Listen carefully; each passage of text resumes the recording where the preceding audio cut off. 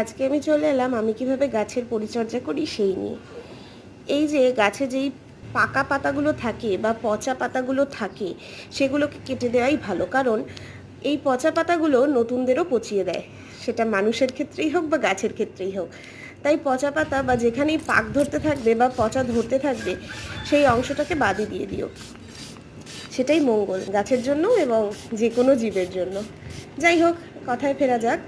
এই গাছের পাতাগুলো কেটে দেওয়ার পর আমাদেরও যেমন কেটে গেলে বোরোলিনের প্রয়োজন হয়, গাছেরও মলমের প্রয়োজন হয়। তাই এই যে সাফ যেটা আমি দিলাম সেটা যে কোনো দোকানেই কিনতে পাওয়া যায়। একটুখানি জলে যতটুকু প্রয়োজন ততটুকুই দেবে, তোমার গাছের জন্য যতটুকু প্রয়োজন ততটুকুই দেবে।